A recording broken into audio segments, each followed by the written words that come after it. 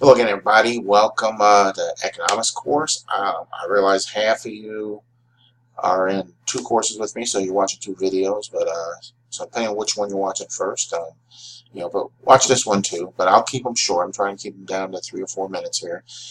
So we've got our scenery here. My theme this week is about desire.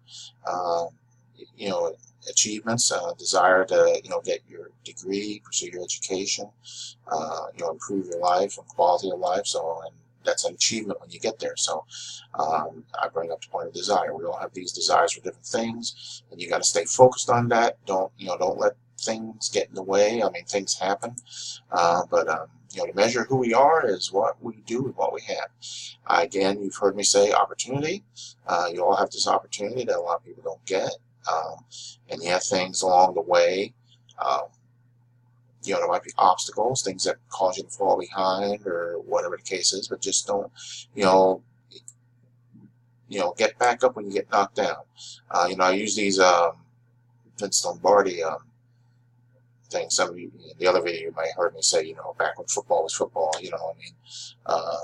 But quotes are, it's not whether you get knocked down, it's whether you get back up. So anything, things that cause you to fall behind, be it school or other elements in your life, that's happened. Okay, you day to day, tomorrow, let's move forward. Don't give up, don't quit, stay focused. So into the course here, this is macroeconomics. You got 3 chapters this first week: principles of economics, thinking like an economist. Sometimes, whether it's news articles or people in general, you have to think like an economist to understand how things work sometimes, because you can't just do something. Sometimes people say, well, just do it. Just raise the minimum wage to $15 an hour. I've shared, and you may have heard me say this in one of the other courses in the past. There was a study done about Walmart. If Walmart tomorrow raised the minimum wage 15 an hour, they close their doors in a week, because the amount of that increase exceeds their budget. I mean, exceeds the profit they make. They would be losing. They wouldn't be making any money. They'd be losing money. And part of that is not just the payroll, paying somebody. Employers have to pay payroll taxes, and that's where there's a big cut. So $15 an hour to an employer equates to about 20-something dollars an hour that they're paying out. So a lot of people don't know about that stuff. But anyway, I got distracted there. And then independence and gains from trade. So those are your chapters. You got the presentations. Just went over that. The discussions.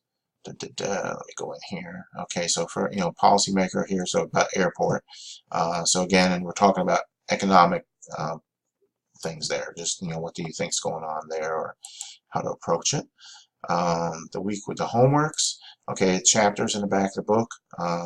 So make sure you're doing the questions for review. There's like 2 or 3 different types of questions back there. Best way to get that is just copy paste questions for review and then put it into your search bar, and then that'll take you to to the chapters. But so just questions for review. We also got the research component. All right. Find an article illustrating change in price. Analyze the situation using economic reasoning. So again, 1 to 2 pages. Find an article you can find in Google. Just make sure it's a real article. It's Fortune or Bloomberg, or something that's not. You've heard me say Billy Bob's blog. Not a blog, unless it's an established Wall Street Journal, something like that. So, all right. And then we got what else in here? We got a quiz every week, homework, discussions, presentations.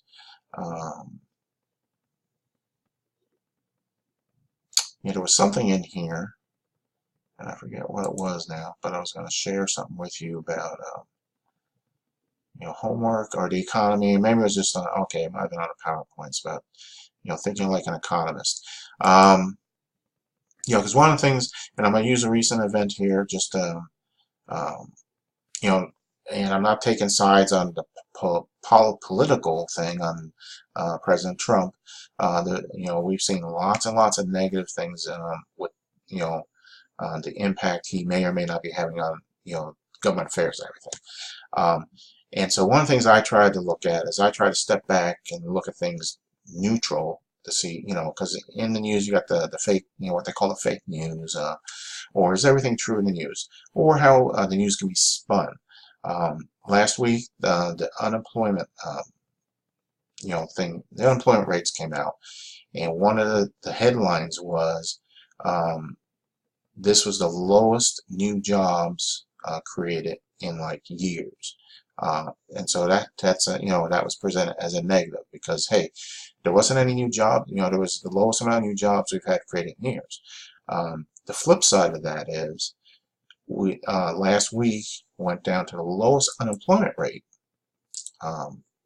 in 40-something years. Yeah, there was,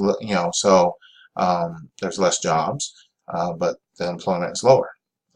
Less jobs created. So there's both sides. Sometimes there's two sides to some of this stuff, and how the economy is working. So I'm not endorsing Trump or anything like that. I'm just saying, look at both sides of it. When you see negatives, look and see if there's a flip side to it, or or maybe all negative. Depends on what it is. So. And so that brings this up because of the economy, because things like employment, new jobs, or stability and different things like that. So I grew up, when I was growing up, like in the 60s and 70s, I remember the gas lines, the gas shortages were, gas stations were out of gas, or they limited gas to a few gallons or something. You had the lines going down the road. So I mean, there's lots of economy-wise, there's a lot of things to look at ifs, ands, and buts, and so forth. So okay, so I will stop that. And what else? And I think we covered everything. So okay, I will keep it. Went to 6 minutes this time. I'm sorry, but anyway, I'll let it go. If you were in the other video, you've seen my test question. What he's doing there. Or there's a little thing I'm playing around with on an app. But anyway, so there. Let me know what's going on. And with that, I'll let you all go. Have a great week. Welcome to another class. And that'll do it. Take care, everybody. Get in touch if you need anything. Bye.